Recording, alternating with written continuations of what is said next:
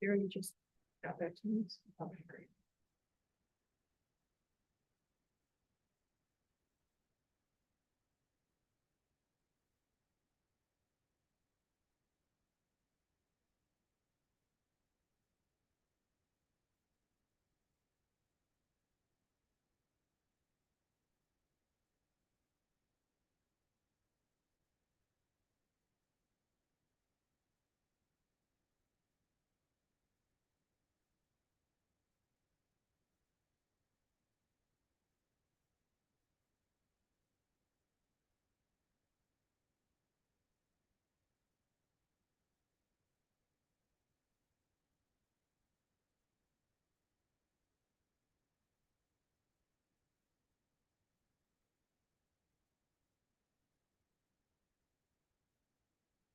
Don't have.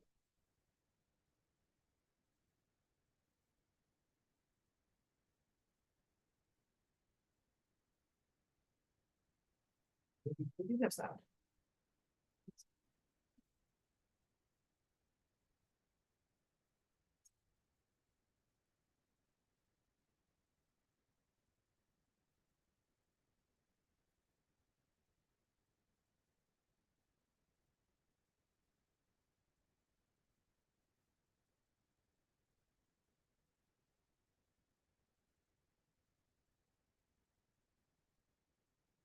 Oh, can you hear me?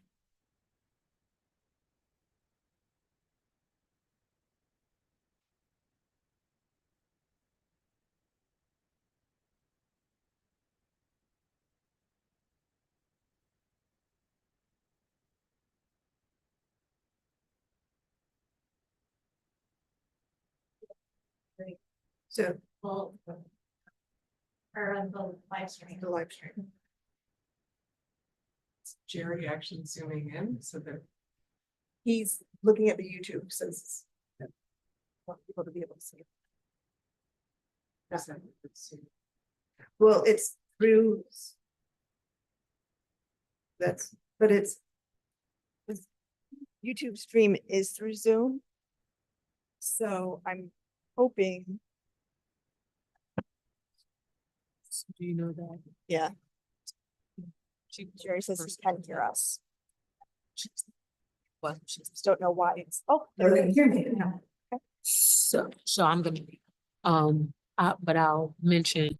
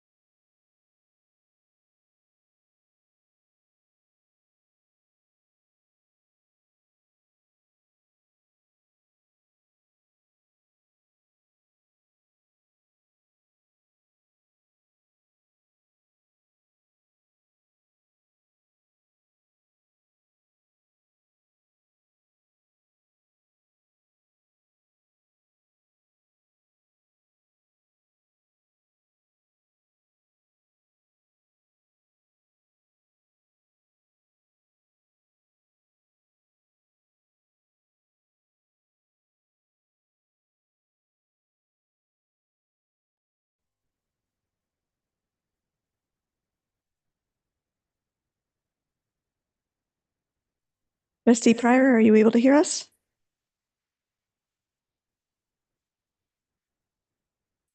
I just unmuted so I could check with her. It has her on mute. Okay. Trust, There, step away. okay. Mics are live now. I can turn them back off.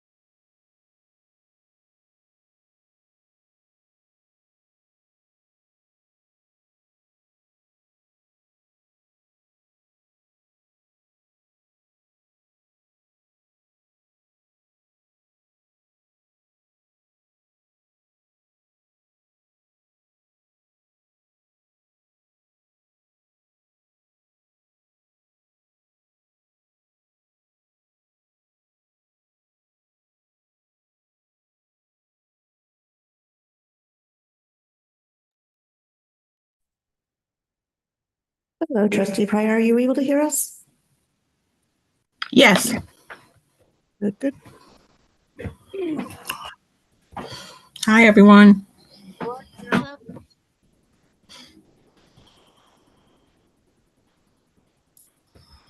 Robinson Commission.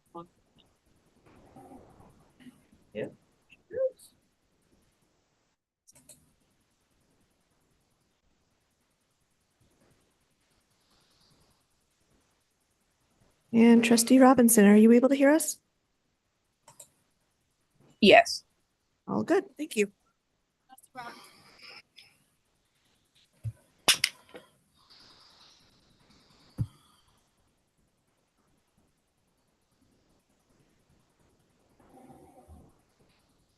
Okay, so being that, can you guys hear me okay?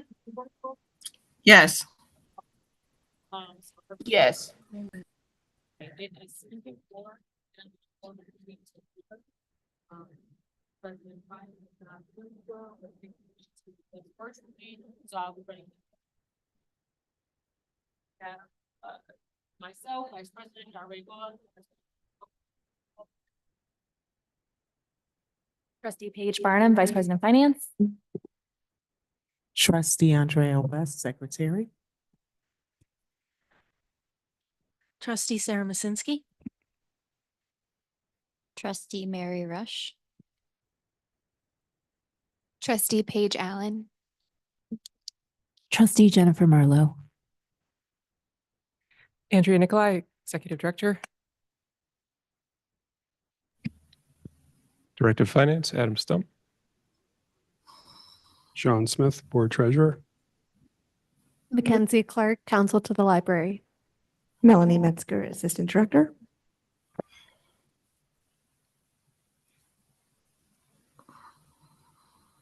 We also have trustee. Trustee Pryor. Trustee Robinson. Great, thank you guys. So just a housekeeping, couple of housekeeping. Can you speak into the mic, please? Is that okay? Just a couple of housekeeping items that we have here. So regarding our topic for executive session, obviously President Pryor was not feeling well. She hasn't been feeling well for a while. So I'll work with her. She'll update me. Executive committee will also work on that topic as well. And we'll update the board as soon as we have more information on that. Something else with the just the layout of the meeting and agendas. So I just wanted to take everyone through real quick. I mean, if you don't, it's just for informational purposes only to help maybe people follow along the agenda if that is something that will help them. If you don't need help, no problem, just tune this part out. But I wanted to go over just physically just board docs just really quick. I just had little 2 points to make as far as the actions that happen on the actual agenda when we're looking at it in board docs.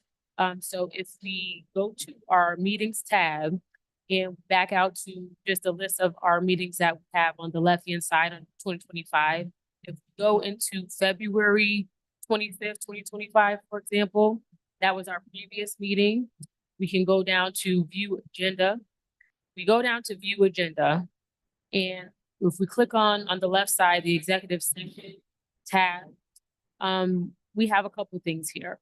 So the type of action when we have an agenda item is just very helpful because it'll let us know what actually has to happen if there needs to be action, if something needs to be voted on, if something does need to be voted on. Typically, it's going to be a recommended action under there. If we do get enough notice that it can be included on the agenda that Ms. Catalano provides us. For example, this particular meeting, there was a need for executive session, and that was listed there on the agenda. If we back out into meetings again and go to our meeting for today, for example, go down to view agenda, and if we scroll down, for example, everyone knows we're discussing the budget. So if we go to new business and go under budget, for example, we have under the action items, it's going to be, let's see here. There is going to be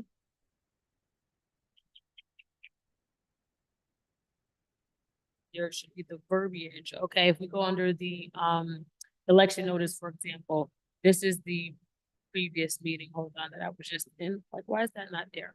Okay, so if we go down under new business, we're saying tax cap override, approve FY 26 budget, for example. We go to that, there's gonna be under type is gonna say action, and recommended action is gonna list the motion that's needed. So for example, for anyone who doesn't know, that's gonna be something that we're gonna have to vote on. And that'll just give you an idea of the flow of the meeting, what actually has to take place. Sometimes we do miss things, sometimes whoever's running the meeting, whoever's chairing the meeting at that particular time will miss something, and it's okay to say, hey, missed it, whatever.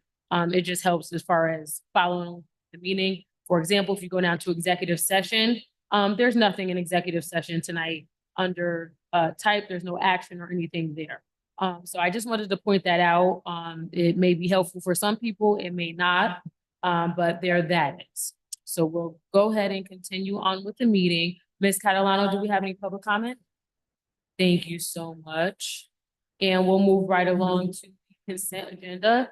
And I'll give everyone a couple minutes so they can just review that if they have any questions.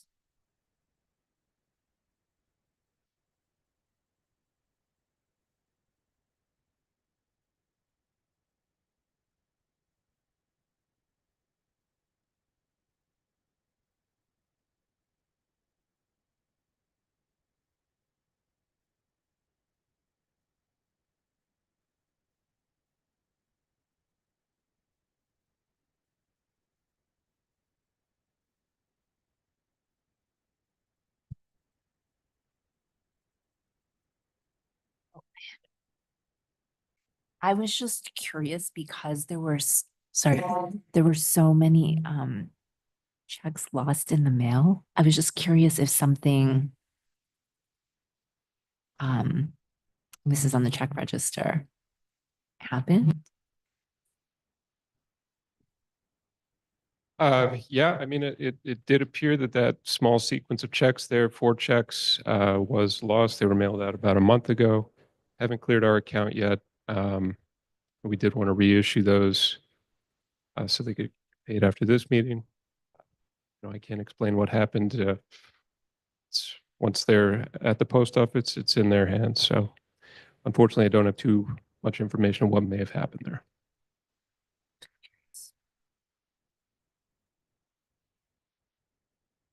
I have a follow-up question about that. Do we actually have a practice of just reissuing after 30 days if we have not seen it cash? Like, is that an informal rule? It's not necessarily 30 days. It sort of depends on the urgency of the check. In this case, these are our payroll deduction contributions. So we did want to make sure those got dealt with as soon as possible. But yeah, generally, if a check hasn't cleared our account, I mean, after a month or two, that would be considered abnormal. And, we would take steps to reissue it. Thanks.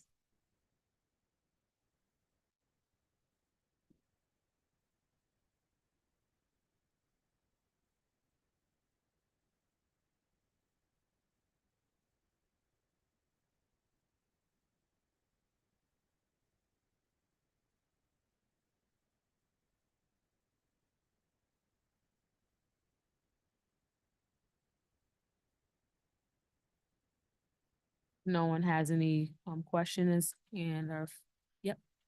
I was wondering this is Trustee West, how many different maintenance service contracts do we have?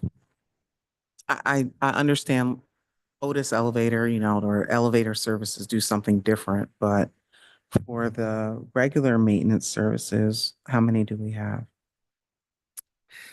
We have one major one with JCI, Johnson Controls, and the other ones vary from fire, like the fire safety. That's also Johnson, ironically, same name, different company. And then McGee is the elevator maintenance company. Adam, what am I missing? Humans, I'm looking at humans right Oh, here. Pest control, but I don't know if that's what you would consider maintenance, but Yeah, I mean, there's a number of sort of maintenance service providers we have contracts with. I don't know the number offhand. I mean, it's at least a dozen, I would say. I mean, you can see some of the basic ones on here, county waste, our trash, service, attention pest control. Some of our big ones aren't listed here as we pay them annually or quarterly. But I mean, if you wanted more detail about each of our maintenance service providers, we would probably need to provide that to you later at a later time. You know, as I said, we do have quite a few of them. Thank you.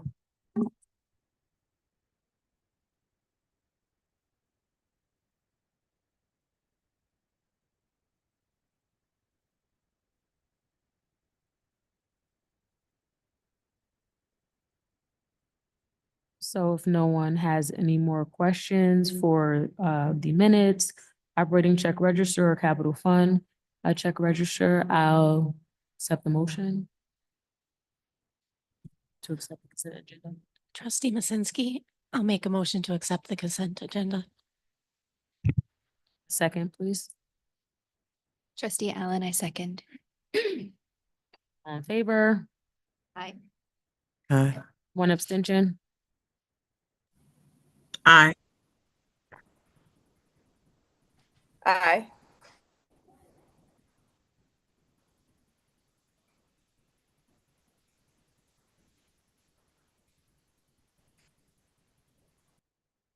You, and the motion carries. We'll move right along to finance. Good evening. Evening. The reports this month cover January 2025, which was 58% of the way through our 2025 fiscal year. Support and revenues overall were in line with the modified budget. Expenditures were trending slightly over the modified budget, with payroll and related costs, along with occupancy costs, were the largest categories over budget on a dollar basis.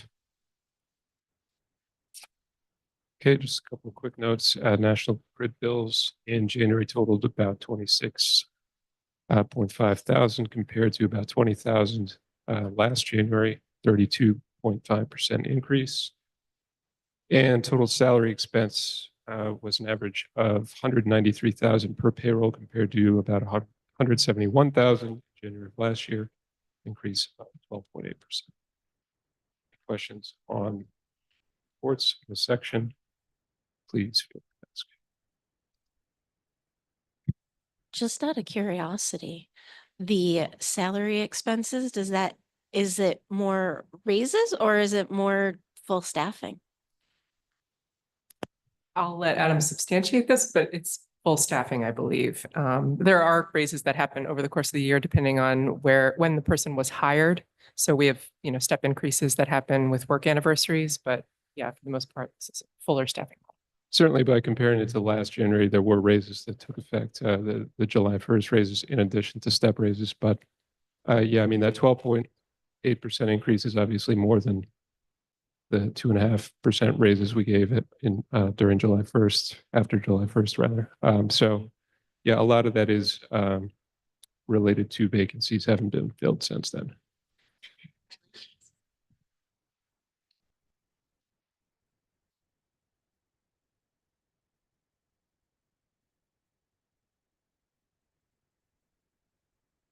So I don't have any more questions. Thank you so much, guys, for those reports. And we'll move right along to committee and liaison reports. Trustees, anybody want to report out? Events, news, anything like that? Stuff. That's in the consent agenda. Finance. I'm sorry. Let's rewind, guys.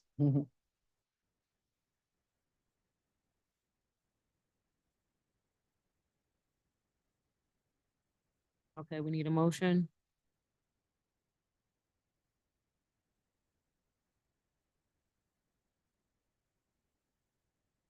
There's no capital fund. I'm sorry, there is a capital fund document. My apologies.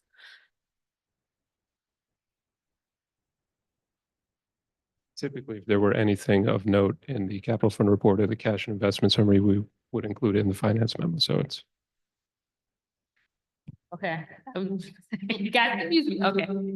No problem. So does anyone have any more questions for finance on any of those reports? Okay, moving on. Back to committee and liaison reports. Does anyone have anything they want to report out on?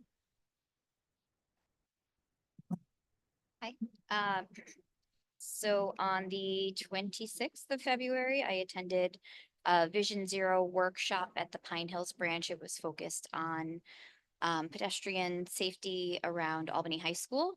One of the things I really liked about it is they do a bunch of these and they do regular ones, and there's one coming up that I'll talk about too. But with this one in particular, because we were at Pine Hills, they actually walked everybody over to the high school, and you could actually like experience all the situations that particularly students run into. And it just really made for a much more nuanced and textured conversation about Vision Zero is this idea that there will be no pedestrian injuries or deaths based, on just walking and being in the streets. On the 1st of March, I attended the Great Migrations showing also at Pine Hills, and took out a book for the spring reading challenge.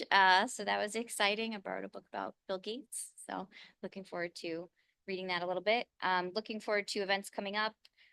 This Thursday upstairs in the community room, Kina, the Albany Neighborhood Association, Council of Albany Neighborhood Associations, is holding an event that is called Albany's Response to Immigration Enforcement. So focusing on ICE and how the city will respond as needed to any situation that may arise. I'm really looking forward to it. A lot of good people are going to be there to talk. And then on the 18th, so a week from today, also in the community room, there's another Vision Zero open house. So that's, I don't think one topic, it's just overall for the area. All right, I'll go next. My big report out is that we went to date night at Pine Hills Library last month. And I had so much fun. I left truly wanting to have like library Olympic games where we like race to like find books and do all of the things that, my little nerdy heart loves. But it was great. There were a lot of people, and it was just super fun. And then the other less fun thing that I did, and it sort of ties into nominating committee, but I did want to mention that I met with one of the trustees from the Troy Library, because they're working on starting their election process. So we had a coffee and a tea and talked about library elections. Thank you. Yeah, I'll report out an interaction. So late last month, I attended one of the WMHT independent lens screenings at Pine Hills, specifically the Bike Vessel documentary. To give you a brief sort of overview, it's a father and son who the father overcame 3 open heart surgeries and decided he was radically going to change his life and took up cycling. So to commemorate sort of the anniversary of, going off all of his heart medications, he and his son biked from St. Louis to Chicago.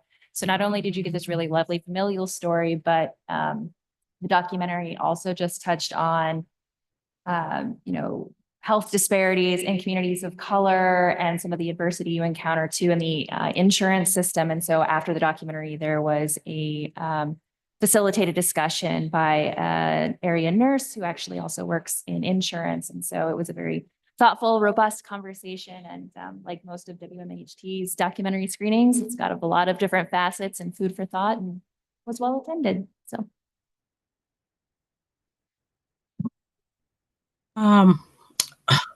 probably why I'm sick, but in my fascination or obsession to visit all of the libraries, every city, I have a Grand Cayman library card now, which is just ceremonial. I couldn't obviously take out anything. So I do have my Grand Cayman library card, which was really cool. They were gracious enough to give me one. So that was nice. I went to the first Narcan training that is being offered. There's 3 more this month and next month, and it was very easy and quick. It was literally like a 6-minute refresher, and you got free Narcan to take with you. In my group, there were a few library employees and then some community folks, and the folks who led it were very approachable, and they also had various drug test strips that you could get for free as well. So recommend checking out any of the other 3.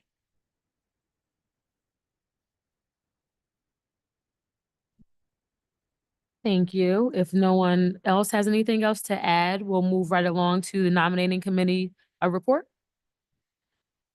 Or, excuse me, sorry. Season change. Anyway, so nominating committee met yesterday. Okay, nominating committee met yesterday. We reviewed the PowerPoint that will be given at the "So You Want to Be a Trustee" information sessions. And we didn't make a whole lot of changes to it. It's mostly the same presentation that I think everybody here probably saw. And we did that. The update sort of change with it is we're going to add it to the library website so that folks out there and that are interested also have that as an easily available resource. And I will use this moment on the soapbox to encourage everybody to come to our Meet the Candidate forums if you can. We have 2, or not Meet the Candidate, 2. I do want you to come to that also, but we're going to start with "So You Want to Be a Trustee," because that's what you do first.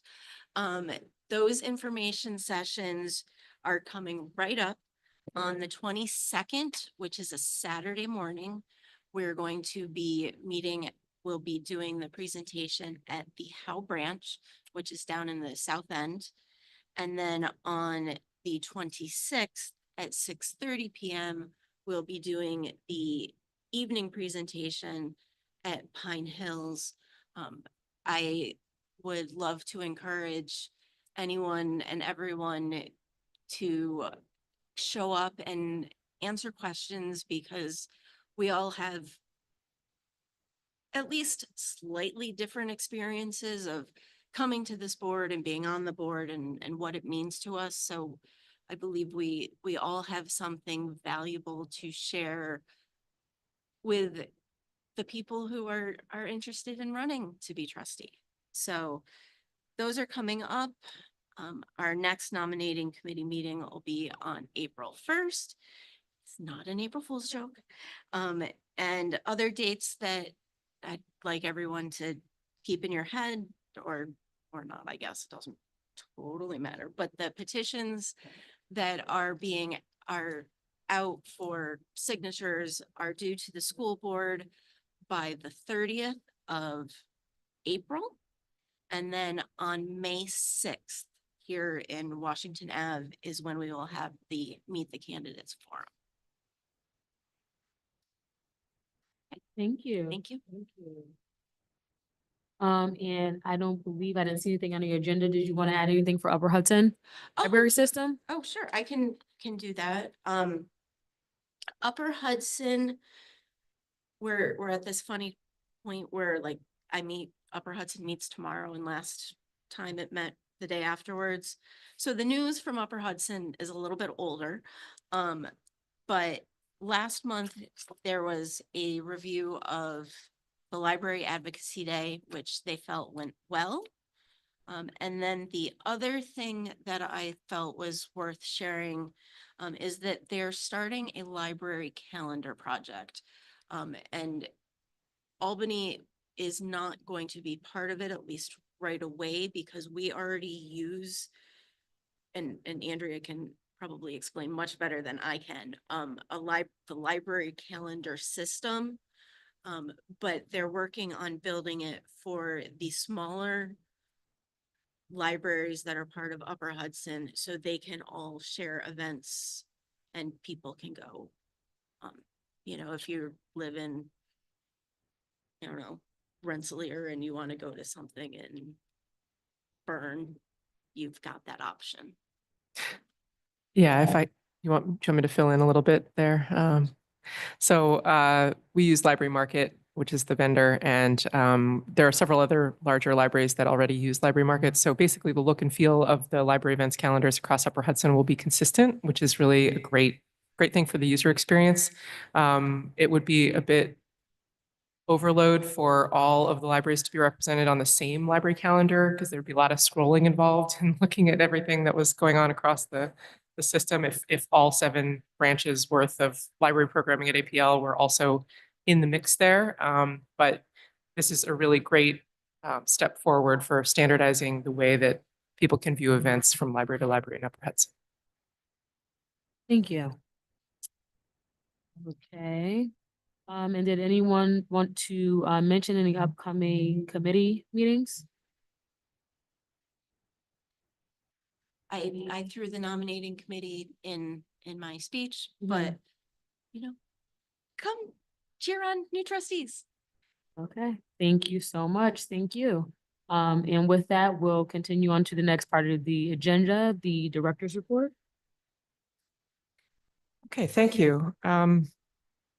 Wanted to start off by giving the Pine Hills staff a shout out for the library date night that Trustee Masinski mentioned earlier. It was definitely a successful program. We would look to repeat next year potentially.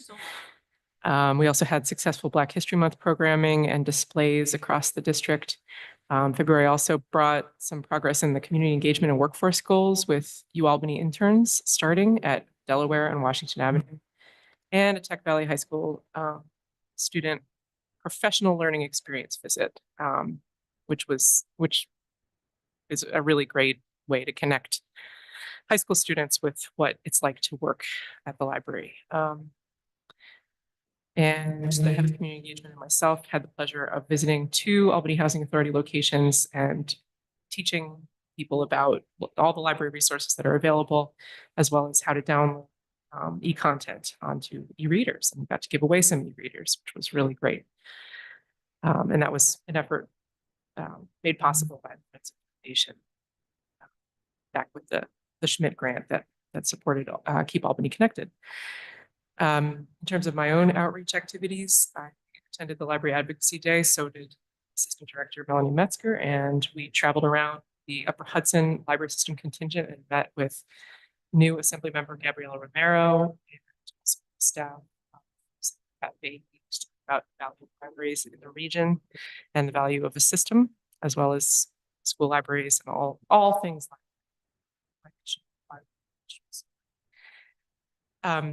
under Friends and Foundation of Albany Public Library News, I'm happy to share that the TUI Foundation has agreed to support 50% of the digital equity Wi-Fi project for what will probably be the final year of the project, unless a new private donor or a new funding source can be identified. We are working with Albany Housing Authority leadership to try to identify opportunities to continue this program, but it's been difficult to gain support through some of the regular grant organizations and banks in the region because they really want to see that municipal investment in the infrastructure or in the concept of Wi-Fi being a utility that everyone should have access to. So we're going to do our best to identify a new funding source, but just want to set expectations that this may be the final year of the project if we cannot identify a new funding source. And the Friends and Foundation website is currently in transition. So there is a meeting of the executive committee of the board for the Friends Foundation later this month, and they're going to be addressing, that's kind of number one on their agenda, to look at what they can do to either adopt a new website or just move the old website to the new spot for the time being, which may be the easier path. And just trying to, this is a big report. We have a lot going on.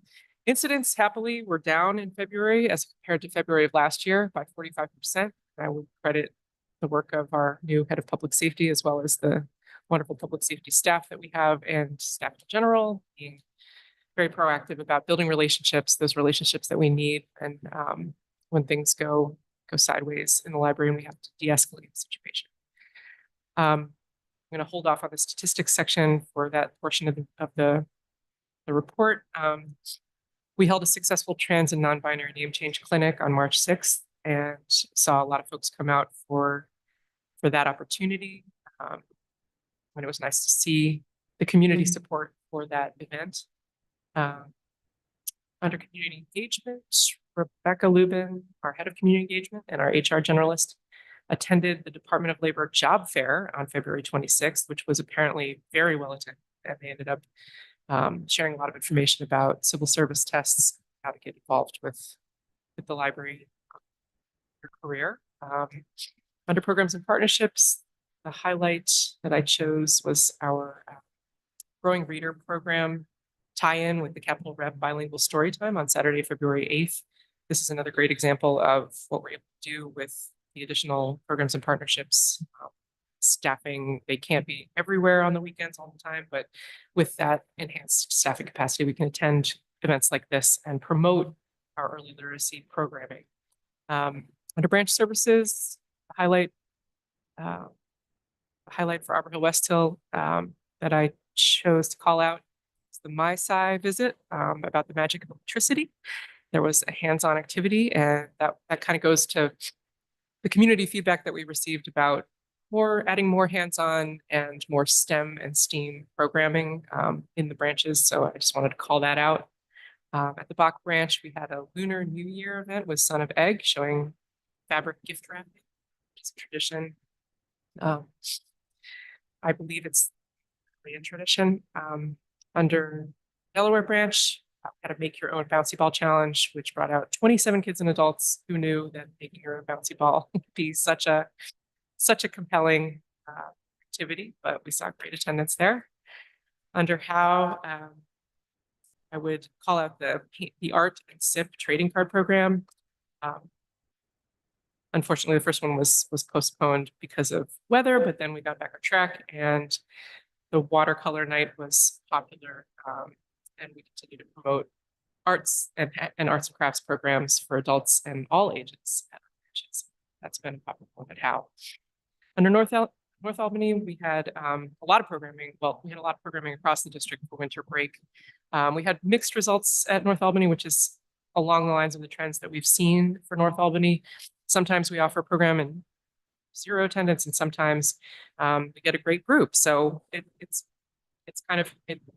continues to be hit or miss in terms of attendance, but not for lack of offering really great programs, and they're consistent with the other programs at the branches. And we're just always hopeful that we can continue to do more outreach. And our librarian there, Hannah, is doing a fantastic job trying to get the word out continually about what's happening at North Albany. And at Pine Hills, we had a Snowy Days Winter Break Week Stories and Crafts led by our services librarian, John. And he is incredibly creative and has a real following at Pine Hills. And we had, as report states, 50 participants over the course of the 3 events. So that was a good initiative. Under Washington Avenue, I want to call out a really unique opportunity that we have. We applied for a Capital District Library Council grant to help us digitize our collection of St. Rose yearbooks, which is a really great move for several reasons. I mean, obviously, St. Rose is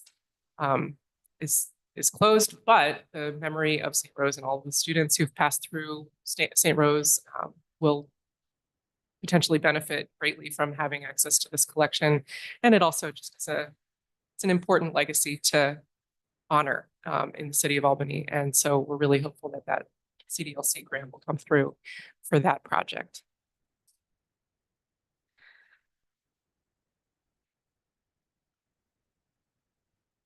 I also want to give a shout out to our Communications and Creative Services Department. We hosted the governor on February 25th, which was very exciting. We found out the day before that she was going to be coming, and we pulled together, you know, our public safety team, and under Matt's leadership, had everyone stationed where they needed to be. Our facility staff helped out and making sure everyone had parking. There was a whole advanced team that came with the governor. She was here to speak, basically speak to the press about public safety in the city of Albany, and also made some statements about docks. So the sort of the hot items that you see in the news these days, she chose Albany Public Library to host her press conference. So that was an honor for us, and it was a real feat for our PIO to work with the advanced team to coordinate that in such short amount of time. And I'm sure you probably saw some news clips. It was hard to know that it was Albany Public Library because there was a whole backdrop situation happening,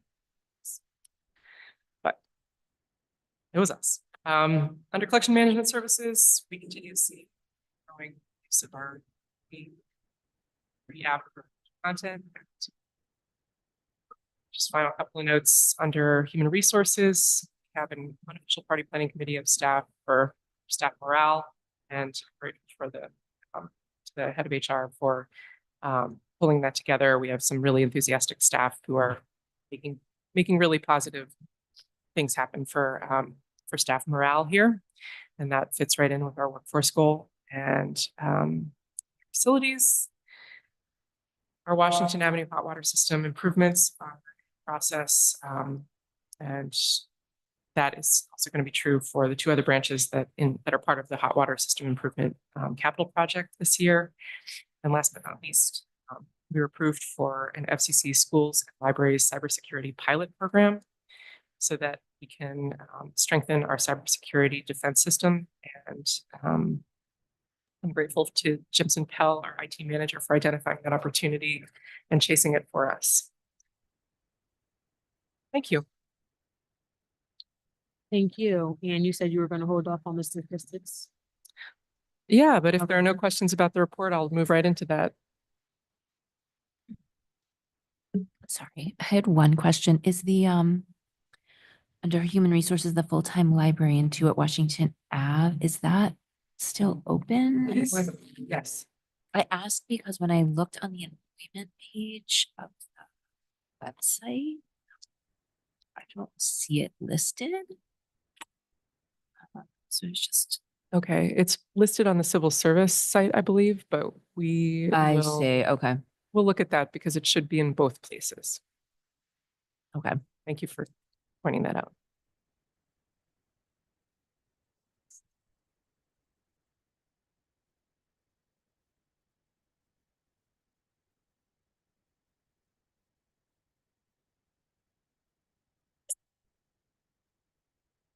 Okay, should I move into statistics?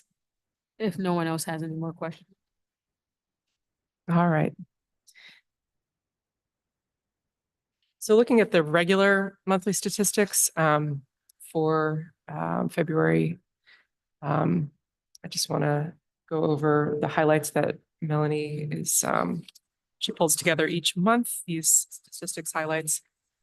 I'll hold off on the door count report because that was a special report that she generated for your use, so you can better understand the new versus old door counts and what's happening there. So in terms of the regular statistics, North Albany was the only branch to see an increase in circulation over last year, February of last year.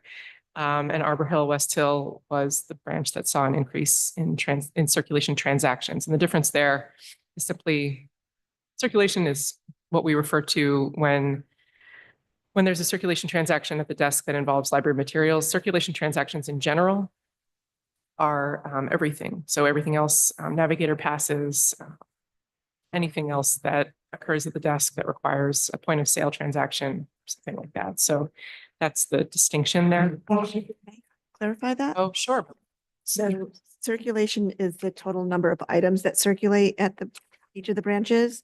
And the circulation transactions is how many instances of a circulation happen. So it doesn't actually include the navigator passes. It's strictly through our Sierra program. So you could have one person check out 20 books. And that counts as one circulation transaction, but 20 circs. Or you could have 20 people each check out one book. Be 20 circulation transactions and 20 circulations. And we differentiated that years ago because some branches were saying, oh, we're really busy, but their circulation numbers were low. And it was because they had 50 people checking out one book, where the other branch might have 2 people checking out 25 books each and still equating to that 50 number, but they were actually busier because they were needing more interactions. So we wanted to differentiate between the two. Thank you, Melanie. Looking at computer usage, Pine Hills and Delaware saw. Can I? Oh, I'm so sorry. No, you're fine. And I probably should have asked this a long time ago, but I didn't. If I take out a book here at Washington Avenue and then I return it at Pine Hills, does the credit or whatever the count go to the place that I took it out from? Okay. Okay, so in terms of computer usage, Pine Hills and Delaware saw a decrease largely due to an overall decrease in Wi-Fi sessions at the 2 locations. And I have to wonder if some of that isn't connected to cold temperatures we saw, because a lot of times our Wi-Fi usage happens because people are hanging out outside the building. Washington, Arbor Hill, West Hill, and Pine Hills and North Albany all saw an increase in programming attendance in February of 2025 over 2024, which is good news in the programming department. And room use trends are continuing to surpass our pre-pandemic numbers, which again, I chalk up to the easy to use library market distribution system. Thank you. And then turning to the other reports, there are 2 documents, statistics section of this meeting's agenda. And the second one is the adjusted door count report for February 2025. And if this looks good to you, we'll just continue to attach this as a separate report because we're going to have a year's worth of, data that we'll have to have the old, like the percentage difference between the old numbers and the new numbers to account for. So this is good for transparency for our community and for the board to see. So switched from SenSource to basically the built-in camera platform people counter in January. And what we found is that there is this 29.3% difference between the old system and the new system. And so we had 4 months worth of overlap between the old and new data. And we used that. Melanie did like all of this analysis basically, and used that to determine that across the district, there was this 29.3% difference. That is kind of down to the way that the new system counts people and where the people are counted. The people are counted basically on the threshold that's closest to the library space versus the exterior door area at in particular 2 branches, Arbor Hill, West Hill, and Washington Avenue. So just that slight, shift in where the people are counted has resulted in quite a difference. So I want you to just take a look at these 2 charts and make sure that they make sense to you, because that's the goal. We want you to see clearly what's happening between the old system and the new. And really, it's the bar chart that you're looking at. The pie chart doesn't take into account that percentage difference.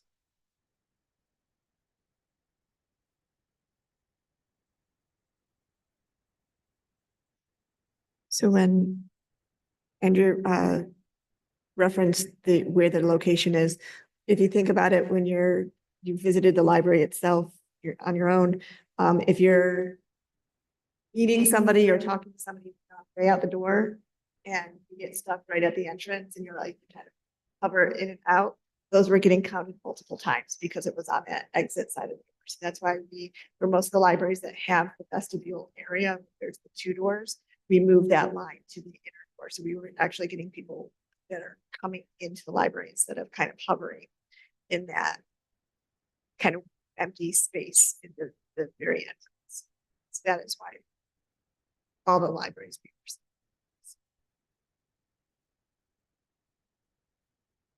Any questions about the door count difference or the way that we're reporting this? Trustee West, what are your thoughts on whether or not the door counts correlate to the size of the branch? I'm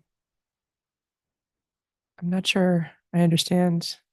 Physical size of the branch. Spacing, size of the branch, Oh, yeah, absolutely. There's a correlation. Yeah. If you look at the parking. pie chart, that kind of gives you the breakdown of how we're seeing it. So obviously Washington Avenue being our largest branch does see the most foot traffic, with Pine Hills being second. Howe actually sees a lot, even though they're on one of the smaller sizes of the remaining branches. They're just about, they're actually over Bach, which I believe Howe has less space than Bach does. So it's not a direct correlation between size of the branch.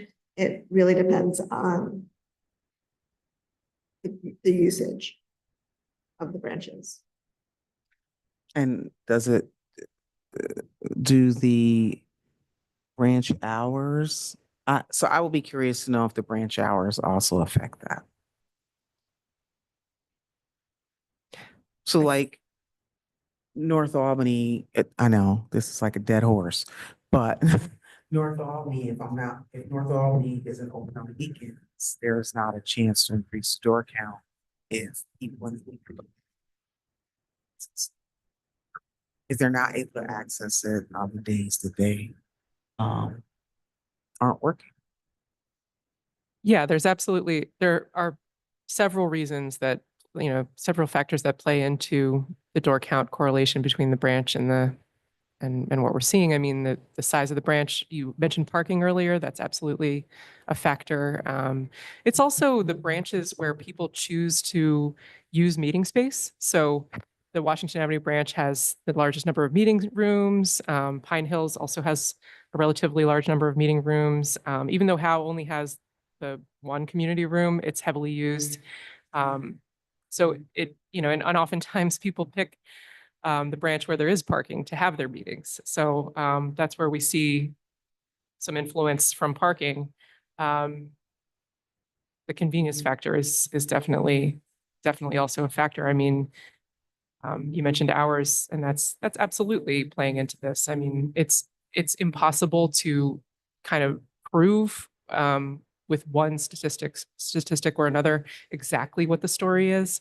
But that's why we look at so many different statistics, because it's helpful to kind of paint the full picture of what the usage is, from circulation to room use to program attendance, rest. So we hope to get a good sense with all of them together.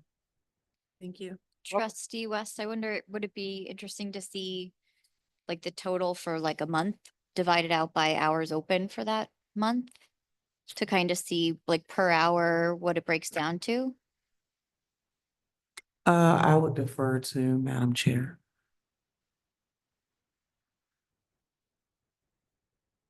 Just thinking off the top of my head, I don't know if that would be too much of an accurate correlation, because the actual hours that the library will be open is going to correlate to the amount of traffic. So if it's a weekend, for example, with Trustee West brought up, you might have more visitors per hour on that Saturday, on that Sunday, as opposed to on a Monday somewhere else, or a Monday at that same library. So if we're just simply going by hours by visitors, that still might not be an accurate capture of what's actually happening as far as the foot traffic at the library, at that particular, across the libraries. So I don't know if that would be helpful. If I may, I mean, we did have quarterly reports to the board all last year because the new hours went into effect. And so we did actually do some hour by hour comparisons during that time. And I would encourage any board member or member of the community who's curious about, you know, how the foot traffic looks across the system based on the time of day of the week, et cetera. There are reports to be found in board docs that speak to that. And if there are, of course, other reports that the board wants to see, I'm happy to work on generating them. Back to their President Pryor. I'm sorry, I didn't know if that answered your question or not.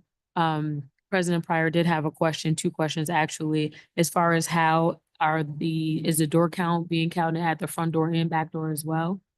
Here at Washington, yes. Okay. So is Pine that Hills, sorry. I'm sorry. At Pine Hills too, because there are two entrances at Pine Hills. So I guess what she's wanting clarification on with the back door, is that being double counted? Like, how do you know if it's just, There's no way to know if like, you know what I someone is- mean? Double counting. Yeah, there's no way to know if the same person is like, well, we only count one-way traffic. So it's not like we count entrances and exits at each location. So If I walk in the front door and I leave out the back door, I'm really counted twice. no, you're only going to be counted once in that instance Back in. because if you hover come in back and in, come then- back in yeah. through the back, Mhm. you're being counted twice essentially.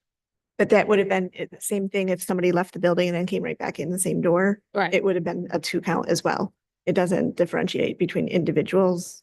Right. It's just like Just it's- crossing a threshold. yeah, the system sees a body, the body crosses a line, and but we don't count both ways. So it's like we wouldn't count you if you came in one door and left the same door, you wouldn't be counted twice. So just upon entrance. Yeah. For front and back. Correct. So hopefully President Pryor, that answers your question. If not, just let me know. Does anyone else have any more questions?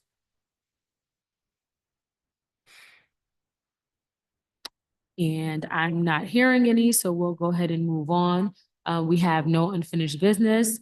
Next agenda item is new business. So what essentially is going to happen here is we have a proposed budget of $11,475,192.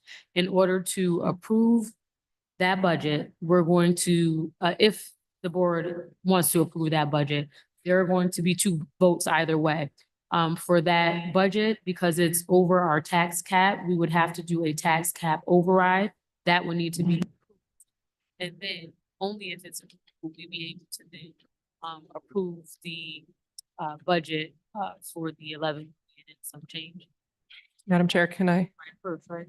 Yeah, but the proposed budget is not above the tax cap. The override resolution is the annual provision where the board approves the override only as a matter of protecting the library against the very unlikely event that we have miscalculated in some major way. But the proposed budget is under the tax cap. How much under? Well, the tax cap is 6.93% and the proposed budget is 5%. So that's a huge margin to have to unnecessarily approve an override if we don't need to. That's a huge margin of error, I'm saying. It is a huge margin of error in theory, but this is what we've been advised to do by council. I don't know if Council McKenzie Clark wants to.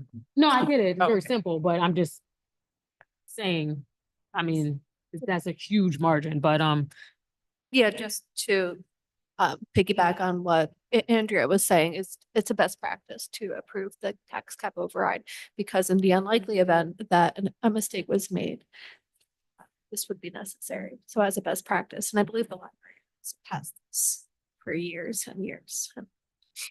mhm. Okay, so does anyone have any questions in regards to the budget, any of the budget items, any of the documents attached? And open that up for discussion as far as the budget. I think we have to vote on the resolution first, the tax cap override, and then go. Okay, so I will take a motion to approve the resolution that states the Board of Trustees of Albany Public Library overrides for the purpose of the Albany Public Library 2026 fiscal year budget, the tax levy limit imposed by municipal law 3-C. You read it. You read it. Do I have a motion? Absolutely. Propose that. Trustee West, I move that we approve the resolution that states the Board of Trustees of the Albany Public Library overrides for the purpose of the Albany Public Library 2026 fiscal year budget, the tax levy limit imposed by municipal law, section 3. Do I have a second? Trustee Rush, I second. Can I have a vote? All in favor? Aye. Do we have any ayes back here?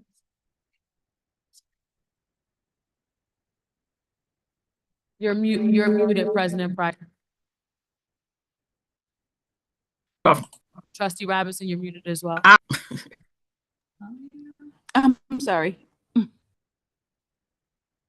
We were voting on the It's hard tax to stay cap on. override. Okay, can you just? It keeps going in and out. I'm sorry. We were voting on the tax cap override and the motion that's on the floor, first by Trustee West, second by Trustee Roche, was a motion for the tax cap override. Do I have to? Okay, yes, aye. Okay.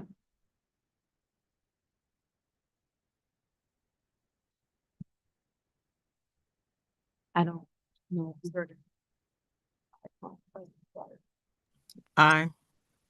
Thank you. 1 no. Aye. Do you hear me? Yes, Yeah, thank aye. you.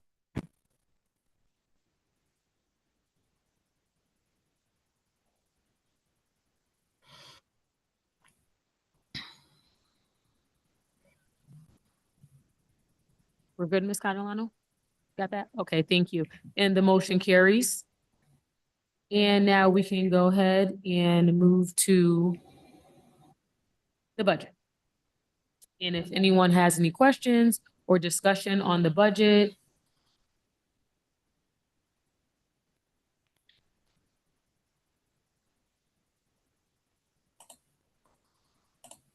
Trustee West, so it looks like really what we're looking at is the difference of, well, approving the budget. The only difference I saw in the different budgets was it looked like salaries. Am I correct?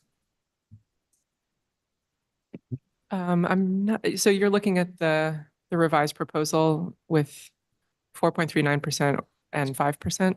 Mm-hmm. The two numbers that are different there, one is the projected fund balance use, and the other is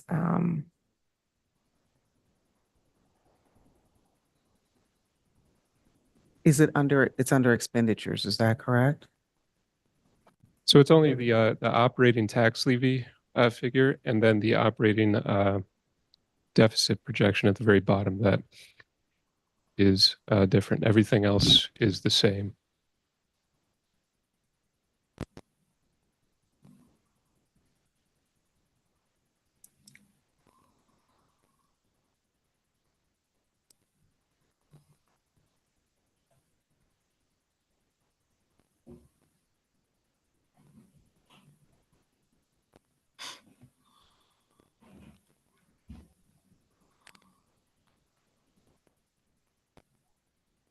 Oh, excuse me. I'll start the conversation. The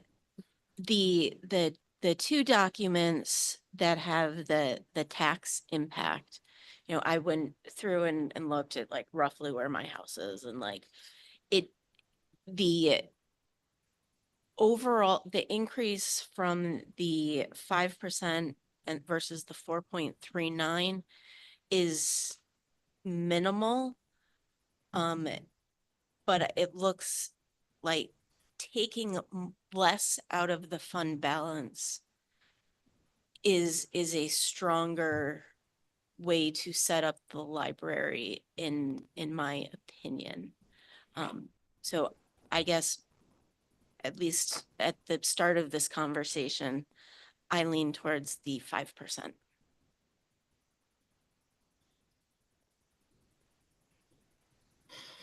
Would it be helpful to review the other factors that are playing in that were part of the last month budget memo?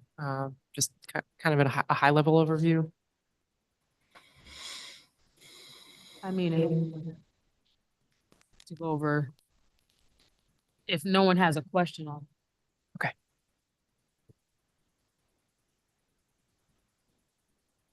We do have to decide which one we're voting on. Yeah. Because I wanted to double check. I noticed that in board docs, the language under recommended action is to approve the audit and finance committee recommendation because we have two different proposals. Just whoever makes the motion, please note that one of those recommendations, the motion that came out of audit and finance is for 4.39, but that precedes our awareness at the last meeting that there were financial changes that led to the discussion of 5. So just note that if whoever puts a motion out there possibly for 4.39, the language that appears in board docs is correct. However, if we proceed to go with 5%, that language needs to be modified. Just a quick note. Well, wouldn't it make sense to just put the percentage in there when you're making a motion? That way there's no. Yeah, I'm clarifying that if the proposal, if the motion is. You're saying if it's for 4.39, you don't have to put it in there, but I'm saying it might be easier to just put it in there, to just say 4.39 or 5. That's all I'm saying. No, because out of audit and finance doesn't have a recommendation for 5% because we didn't have that before us as consideration when we last met. So as background, in advance of special budget meeting, audit and finance met. Yeah. I think the miscommunication is that in board docs, the recommended action line just says Percentage, right? Yeah, it doesn't And have. the caveat I'm saying is you can't say audit and finance committee recommends 5% because audit and finance has never recommended that because we didn't meet when that was a consideration. That's what I'm saying is sort of like the brackets for what is said. If it's 4.39, you can use audit and finance. If it's 5%, you can't use audit and finance because there's no, yep. Yeah. So sorry for the weird vagary, but that's what I'm bracketing. Yeah. We probably should have just left that blank or changed the language so that it wasn't confusing like that. Because I added the motion language, but I missed the fact that it shouldn't have come from the audit and finance committee. Yeah, I think you just do a first and a second and that just wipes everything out. That's what I'm saying. So instead of just saying, okay, we need a second because it came from the committee, you just do a first and a second. It makes it so much easier.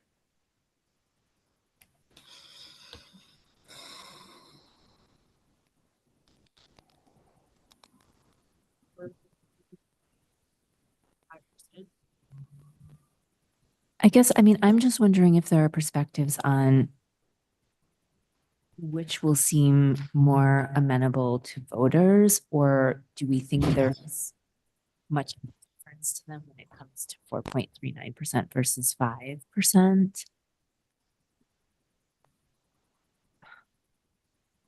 I mean, if I can offer an opinion on that, the 4.39% was based on the original tax cap, which I know you know, but I think because it's such a specific number, it could suggest, it's a little bit misleading, I think, for the public, only because if I were a voter, I would wonder, well, why is it this like 2 decimal points out figure? What's special about that number? Whereas when we realized the tax cap was much higher than 4.39%, that's where the option arose to go slightly higher to offset our deficit a little bit more and also have a number that's round and makes sense to the community that way.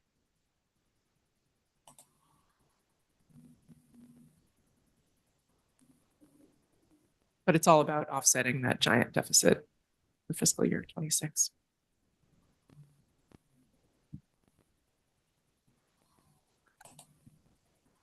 I don't think we need a vote on it, but I think maybe just a consensus with the board if we're going to go with, first of all, 4.39 as opposed to 5%. Once we have that figured out, we can then see if we need either a second or a first and a second. I think that may be the best way to proceed to just get this going. I'll add that I would like just to echo Trustee Masinski's logic for I'm personally comfortable with the 5% based on the considerations for dipping less into our fund balance.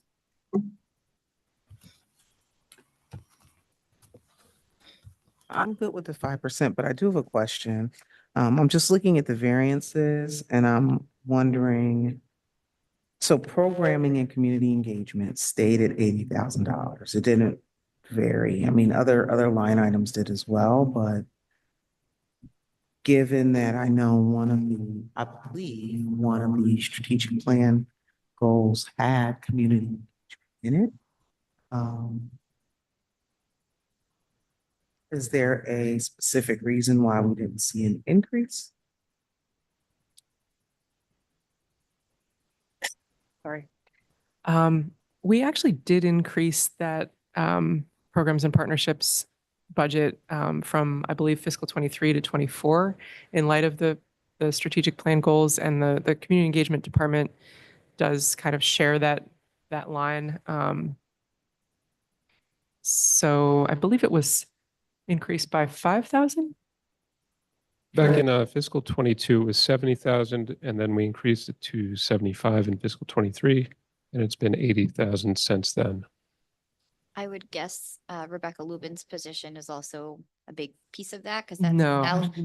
but that's in salary. So in terms of the initiative, having her as staff and having her have an assistant, that goes in line with that without being part of that budget line. It's part of True. salaries. True, accurate. Right, but that's not, so I'm looking at something, so I'm not looking at admin costs or I'm looking at direct costs or direct programming and direct community engagement to the community. Right. So you're looking at programming and community engagement under materials and services, right? Mhm. Yeah. So that's the line that we have increased year over year since fiscal 22, to shore up our needs, for weekend programming and so forth. So in the last year that it was increased was when? Was fiscal 23. It was increased to 80,000 in fiscal 24 and has remained there since then. Okay.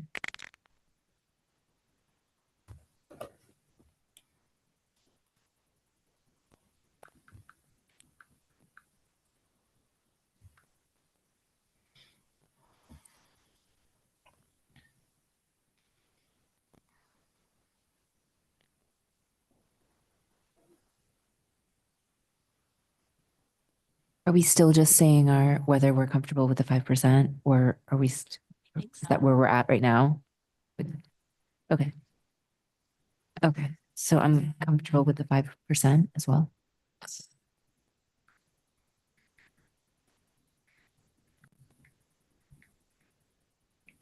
From everyone virtual, do you guys have any discussion or input you want to add in reference to the budget? Okay, I see President Pryor is at 5. 5 is good. Sorry, my chat's not working. Okay, thank you. Taking into consideration everything that trustees have just said, I'd like to move that the Albany Library Board of Trustees proceed with a 5% tax levy increase for the fiscal year 26 library budget.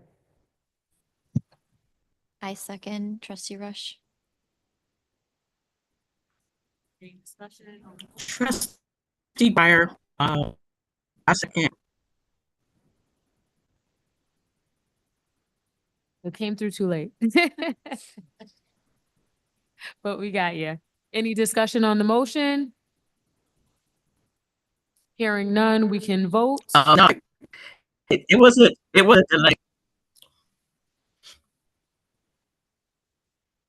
I'm sorry, you're breaking up. So right now, we have a motion on the floor for a 5% tax levy increase for FY 26. And we have a first. It's a delay. We have a first and a second. And if there's no discussion. Okay, I got a yes. Okay, President Pryor, yes. Trustee Robinson. She's saying yes, she has discussion.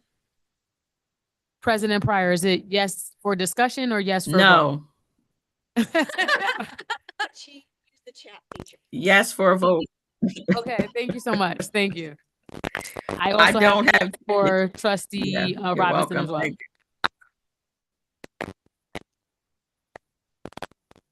I think we have them today. If everyone in the room, I'm sorry. Yes, she said yes. Everyone in the room, all in favor? Aye. One no? Okay, and the motion.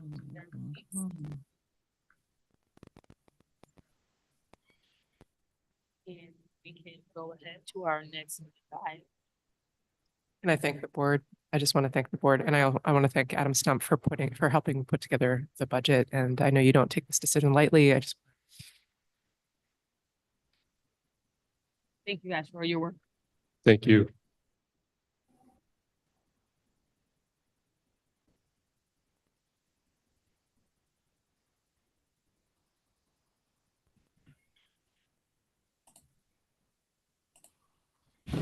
We're gonna move to the New York State annual report. We have to do the tax levy. Madam Sorry, I Chair, thought we just, we voted on which budget to adopt, but now we have to do the resolution for the tax. oh, I thought that was the verbiage for that was the 5%. Okay, so we'll go back into it. And we're going to adopt the resolution. So I will take a motion for that. Trustee West, I move that we adopt the resolution with, why does it have a dollar sign?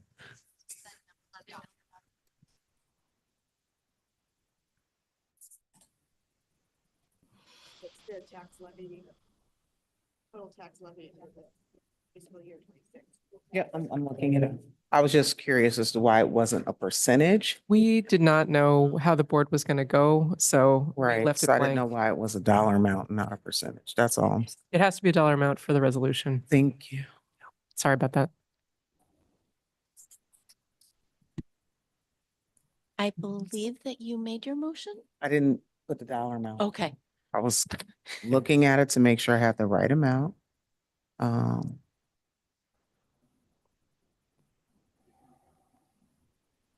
I'm sorry, I don't mean to interrupt, but I just wanted to confirm before we approve this. The language in the resolution states that the amount being levied is for the purpose of funding the operating budget of the Albany Public Library. So I'm wondering if that should actually be the $8,257,997. Okay, somebody help me out. So I'm looking at the tax levy approval. And when I open it up and I look at action, it says motion to adopt resolution as with, and then I have the resolution in front of me. Resolve that pursuant to sections 259 and 260 education law, Board of Trustees of APL submit the following question to the voters. Shall the sum of play be raised by annual levy of a tax upon the taxable real property within the city of Albany? The operating budget. And it's only this portion of the tax levy that is funding the operating budget.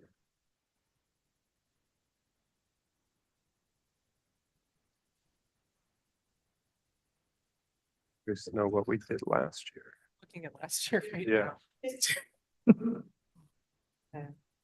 Not the 9 million, 9. So there's some question about the language that Language. says operating budget, which is technically a different portion of the entire budget. So we're looking at what last year language Right, was. so I guess what I'm saying, trustee Allen, is that on the resolution I have that was printed out, that the word operating does not appear. Okay. So I'm thinking that you're looking at the prior one where we actually voted on the budget. Okay. This is the document that's in this section.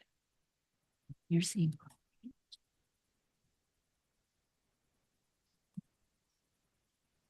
Oh, It's with the highlight, yeah.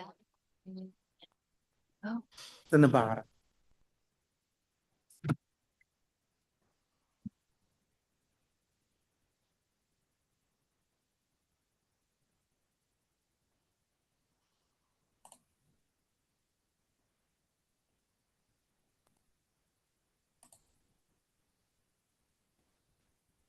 So I can confirm that last year's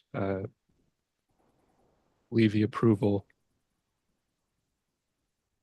the We did. the motion last year stated motion to adopt the resolution with 7,864,740 as the tax levy amount. And you can see on the current budget proposal, that is only the operating portion of the tax levy, not the full tax levy, which includes the branch improvement plan portion. So is the resolution that I have before me correct? and so was there a separate motion last? No, and I don't know why. You know why, Mackenzie? Why there wouldn't have been a separate motion for the debt service? It doesn't. Yeah, it's just the operating. It's just the operating. It's not the debt service that. And I believe on the ballot itself, it's only the operating portion of levy that appears. I mean, the debt service portion was previously approved by the voters and doesn't Right. require Yeah, so reapproval the, every year right, so you don't include the total debt service. on the actual ballot. So, yeah. So the resolution is correct. It's just that the number needs to be filled in, right? Is that what we've just? I'm asking, I'm waiting for someone to, Yeah. that's my question. Is the resolution I have before me, written before I sign it, is it correct? Yeah, it says shall the, right, shall the sum The of, same one on board Yep. docs, is it correct? And what is the number I'm that asking trustee Adam, because West Adam, it does said? not look like he's comfortable answering that, so I'm waiting for Adam. I hear everyone saying yes, yes, yes. I would like Adam to say yes or no. One that was on board docs, it does specify operating budget. It does. So that would be correct. And I believe that number should be 8257997. 8257997. Correct. Is that correct? Yes. And it does, the one I have does say operating budget. My 4 eyes can't see very well. I had an eye exam today, so. I just have a question on that, right? So the 5% is not the total tax levy? So, yeah, in actuality, the 5% is being applied to the operating budget only. It's not being applied to the branch improvement plan portion. So the total tax levy is actually increasing by a little bit less than 5%. So why so right immediately to the left of that, it says tax levy as well. Do you see where tax levy, branch improvement? Right, so that's still part of the total tax levy that we're going to collect. But the 5% is only being applied to the operating portion of the total tax levy. Okay. But the branch improvement plan is a part of the total tax. Right, but the 5%, it's only being applied to the operating portion. And I think So she's that's- asking why, is that illegal? Is it a legal reason why it cannot be? I get why it can't be applied to debt. I think the question is, why can't it be applied to the branch improvement plan? Is that what you're asking, Madam Chair? Right, so it says tax levy, library operations, tax levy, branch improvement plan, total tax levy. And for the total tax levy, it's 9 million and some odd. So Correct. above that, FY 26 is 5%. It doesn't say total tax levy 8,257,000 and it says the total tax levy is 9,910,000. So is the branch improvement plan, is that being funded by grants or somewhere else? Or because if the total tax levy is 5%, you know what? I'll leave it alone. Let's go ahead. We can move past this. No. It's fine. I think we can just move past this. Okay, so I will complete my motion. I move that the board adopt the resolution with, no, I move that the board adopt the resolution pursuant to sections 259 and 260 of the education law. We approve or submit to voters at the annual meeting. Sum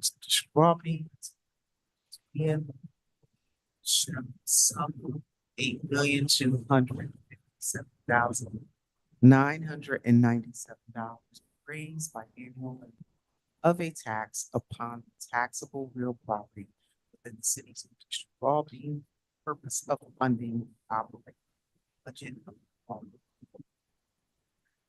Do we have a second?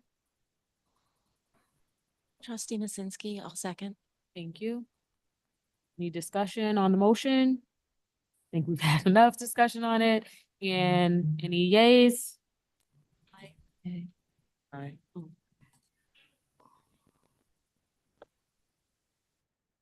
President, thank you. One no. Aye. Thank you. We got you, President Pryor. So that's 7 because trustee, no, to trust. He's off.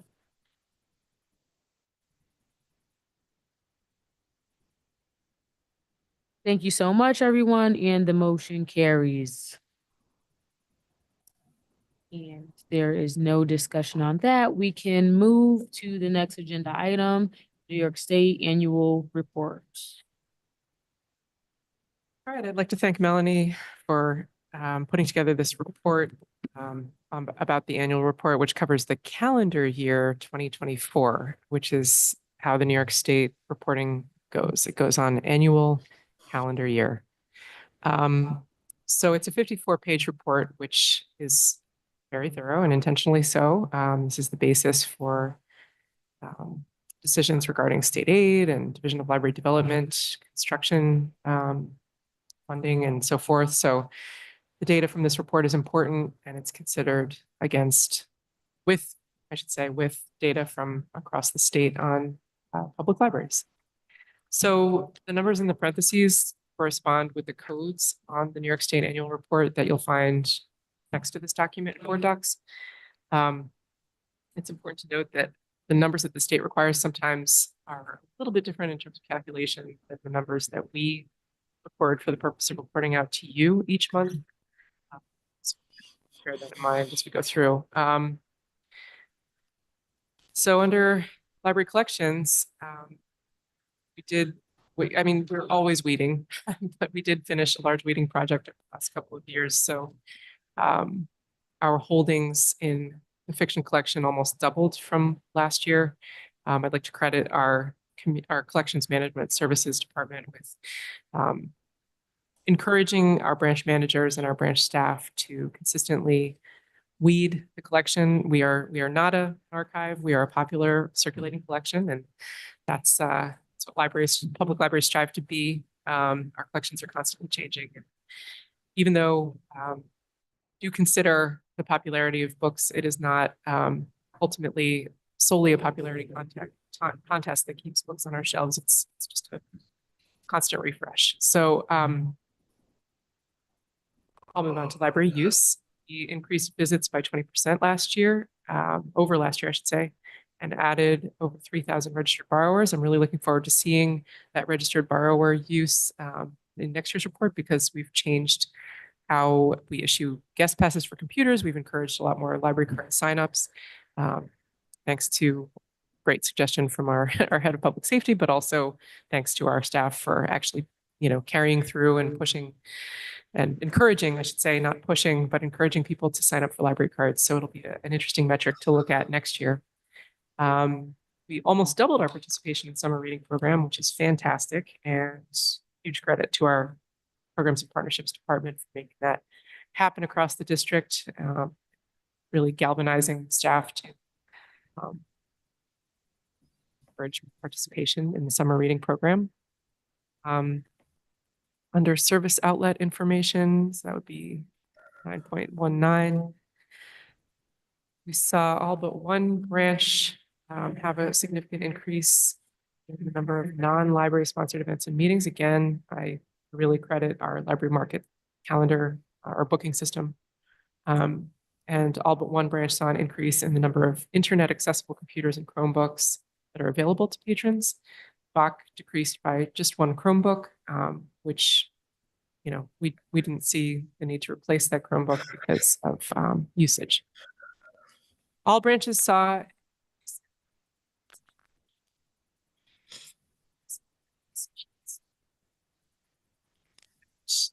that concludes the highlights that Melanie has pulled out for you. But if you have questions about the report in general, of course, we're happy to address your questions.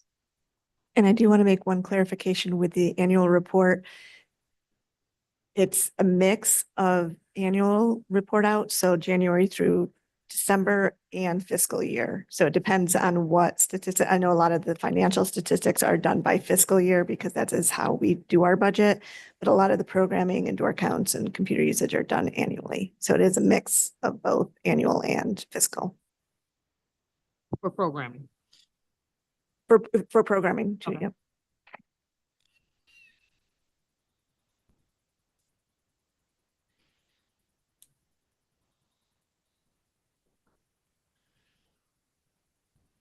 And if actually you read the header section on the header paragraph on each section, it will tell you if that is an annual or a fiscal year statistic that you're gathering. I see that. Does anyone have any questions on the annual report for 2024?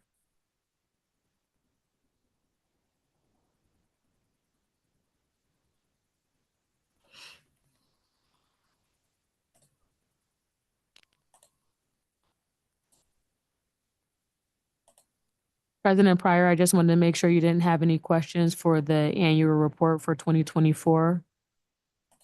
No, thank you. Okay, thank you.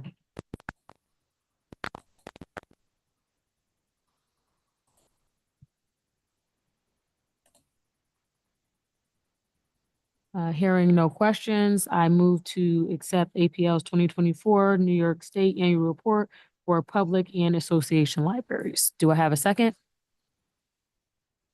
Second, Barnum. Thank you. And any discussion? Hearing none, and we can vote. Aye. Aye.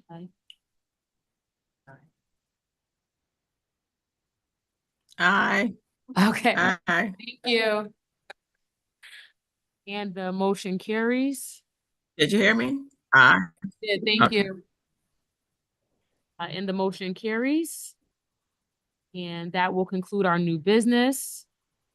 We have nothing for, I don't know why it's executive session. That's supposed to be public comment, but do we have any public comment, Ms. Catalano? Thank you so much. Nothing for executive session, and I move to adjourn the meeting. Can I have a second?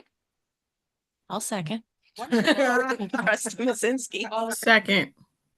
Trustee Pryor, second. And the motion, I believe, carries Aye. unanimously. Thank you. Thank Aye. you so much, President Pryor. Good night. Thank you. Thank you all. Thank you.